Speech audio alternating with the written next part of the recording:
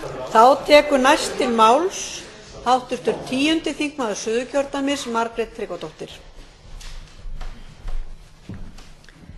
Forseti, nú stendur yfir baráttan Ísland, auðlindirnar, fiskinn í sjónum, orkuna. Við vitum alveg hverjir voru á móti stjórnlagaþinginu og hvers vegna. Einnig má velta fyrir sér hvaða áhrif pólitísk skipan dómara hafi haft. Forseti, mikilvægast að stjórnlagaþingið verði haldið og að við fáum róttæka endurskoðun á stjórnarskránni.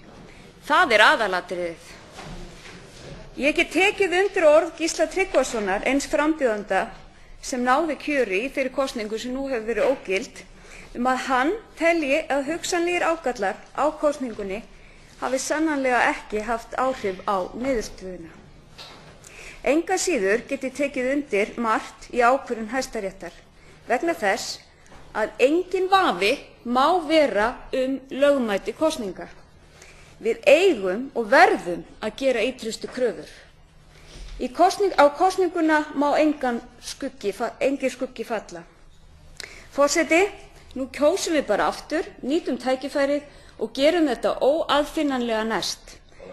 Lærum, vinnum og stöndum með lýðræðinu. Stjórnlagaþing skal halda sem fyrst. Við vissum að á leiðina að nýrri stjórnarskrá væru margar þúfur. Nú höfum við hrasað eina, en þá stöndum við bara upp aftur og höldum ótrauð áfram. Við vitum hverjir voru á móti stjórnlagaþinginu og vildu eyðileggja það. Við skulum ekki láta það gerast.